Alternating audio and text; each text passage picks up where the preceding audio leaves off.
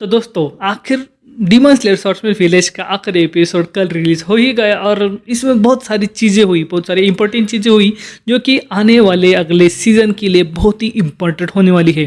तो चलिए उन सभी बातों पे अभी बात करते हैं। तो अभी हम पहले बात करते हैं कि उन्होंने हंटिंगू को कैसे हराया। हाँ बिल्कुल, उन्होंने हंटिंग को हराया।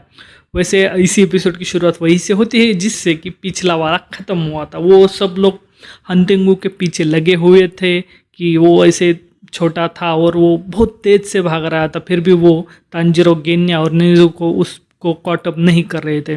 पर यहाँ पर तांजिरो थंडर ब्रीदिंग का यूज़ करता है, जो कि जेनुसे ने उसको बेसिक वाले ही चीज़ें बनाई थी थंडर ब्रीदिंग की। तो वो तांजिरो ये यहाँ पे वही चीज़ें यूज़ करता है और एक ही झटके में हंटिंगू के पास पहुँच जाता है और वहाँ पे वो उसका सर भी काट देता है। पर यहाँ पर एक झमेला हो जाता है कि उसकी मेन बॉडी उसके गर्दन में नहीं थी, वो छोटा बन के उसके हर्ट में छुपा था, इसलिए वो गर्दन तो काट देता है पर वो वहाँ से हंटिंगू भागता ही रहता है।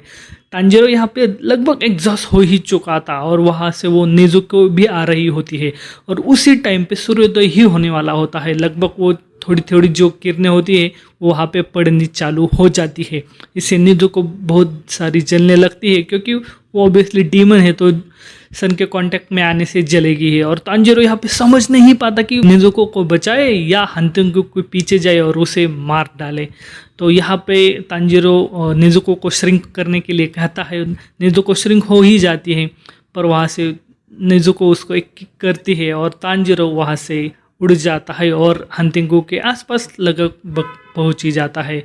और यहाँ पे नेज़ुको बहुत गंदी तरीके से जल रही होती है और तांजिरो लगभग होप खो ही देता है कि अब नेज़ुको बच नहीं पाएगी। तो तांजिरो हंटिंगू के पास पहुँच जाता है और वो हंटिंगू के मेन बॉडी को भी ढूंढ लेता है कि वो उसके हर्ट में छुपा था। तो तांजिरो वहाँ बीच में से ही काट देता है और हंटिंगू के मेन बॉडी को भी वो काट देता है, उसका गला काट देता है और वहीं पे सूरज होता है। तो इससे हंटिंगू एक ही झटके में ख़त्म हो ही जाता है।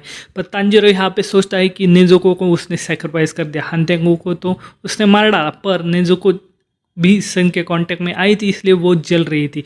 तो तांजिरो को लगता है कि नेज़ुको को यहाँ पे उसने खो दिया है। पर जब वो ऐसे ज़मीन पे लेटा होता है तो वहाँ से नेज़ुको आती है और तांजिरो के सामने आके खड़ी होती है। तो तांजिरो का ऐसे खुशी में मतलब बहुत ही ग्लैड होता है कि नेज़ुको ने सन को भी कॉन्कर कर लिया है, मतलब कि वो जिंदा है। यही तांजिरो को बहुत ही ऐसा होप देती है। तो यहाँ पे ऐसे बहुत सारे, फिर उसके बाद यहाँ पे मिस्टर हाशिरा भी आ जाता है, सभी लोग गेन्या भी आ जाता है और सभी ऐसे मिल जाते हैं। तो मित्सुरी यहाँ पे हंटिंगू के एक क्लोन से लड़ रही होती है जो कि सबसे पावरफुल होता है, जो कि जिसने 4-5 क्लोन्स की पावर ले रखी होती है। तो मेन हंटिंगू की बॉडी नष्ट होने के बाद यहाँ पे हंटिंगू का वाला क्लोन भी नष्ट हो जाता है और यहाँ पे मित्सुरी भी बहुत खुश होती है कि वो पहले तो नेज़ुको को देखने के बाद ऐसे शॉक हो जाती कि ये कैसे हो गया कि वो सन के कांटेक्ट में आने पर ही जल नहीं रही। उसे भी पता चल जाता है कि नेज़ुको ने सन को कॉन्कर कर लिया है।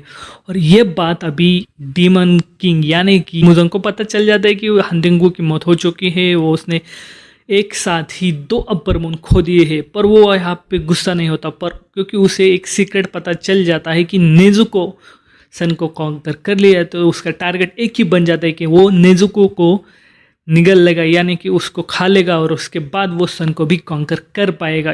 इसलिए मुजान बहुत ही खुश हो जाता है। और यहाँ पर मुजान की ओरिजिन स्टोरी भी बताई जाती है कि वो कैसे डीमन बना, किस तरह से उसने ग्रो किया, किस तरह से उसने पावर अपनी ग्रो करी और इतने सारे 1000 साल में वो ब्लू स्पाइडर लिली को क्यों ढूंढ रहा है। यहाँ पर उन सभी चीज़ों का पूरे विस्तार से वर्णन किया गया है। और हाँ, ओवरऑल ये अच्छा एपिसोड था।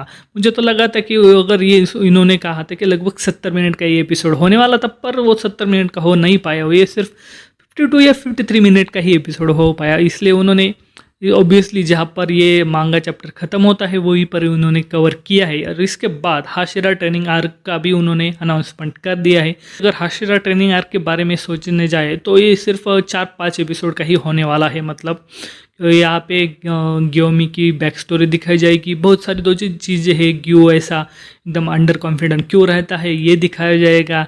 फिर ऐसी 2-3 चीज़ें हैं कि हमें मालूम पड़ेगी, और यहाँ इसके बाद ही इन्फिनिटी कासल आर्क चालू हो जाएगा, और जो वो सन काउंटडाउन आर्क है ना वो भी इसी में ही है। तो मुझे तो लगता है कि ये 5-6 एपिसोड उन्होंने एक मूवी की तरह या एक ही एपिसोड में उन्होंने इसमें ही ऐड करके उन्होंने देना चाहिए था, इसलिए एक 24 एपिसोड का अगला वाला आर्क भी हमें मिल जाता। पर उनका प्लान कब है, उन्होंने डेट तो अनाउंस नहीं कर दी, पर चलिए देखते हैं, कुछ ही दिनों में हम पता तो चल ही जाएगा आने वाले आर्क कब हमें देखने को मिलेगा और कैसा कितने एपिसोड होंगे। उन्होंने ये क्लियरली कह दिया है कि वो हाशिरा ट्रेनिंग आर्क ही होने वाला है, इसके आगे वाला इन्फिनिटी कैसल वाला आर्क हमें देखने नहीं मिलेगा अगले साल। तो चलिए अभी देखते हैं कि इन्फॉर्मेशन कितनी मिलती है हमें। तो अगर ओवरऑल इस सीज़न के बारे में बात करें तो ये वैसा फियर्स नहीं रहा पिछले वाले सीज़न की तरह, एक थोड़ा सा अंडरवेलमिंग ही था।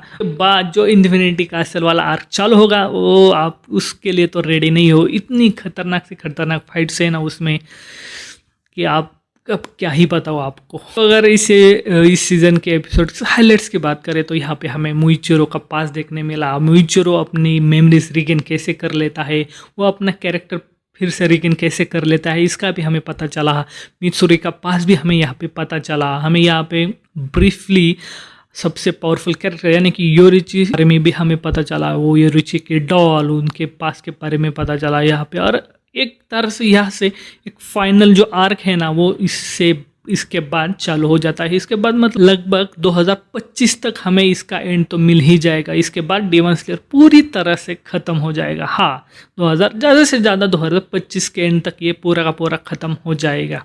हाँ, अगर इस सीज़न के अब एनिमेशन के बारे में बात करें तो ऑब्वियसली उन्होंने जो कहा था ना कि इसके पिछले वाले सीज़न से भी ज़्यादा खतरनाक एनिमेशन इसका इस सीज़न का होने वाला है। तो हाँ, ये इस सीज़न का एनिमेशन खतरनाक था और बहुत ही अच्छा और स्मूथ उन्होंने इम्प्रूव किया था, वो नज़र आ रहा था। एनिमेशन को बेटर करना यही होता है कि वो कितना स्मूथ होता है, वो कितना ब्लेंड होता है अपने कैरेक्टर्स के साथ। जैसे कि उन्होंने सीजाई ड्रैगन बनाए थे, सीजाई वाले वो मछली वाले जो डीमन था वो एकदम अच्छी तरह से ब्लेंड हो रहा था यहाँ पे।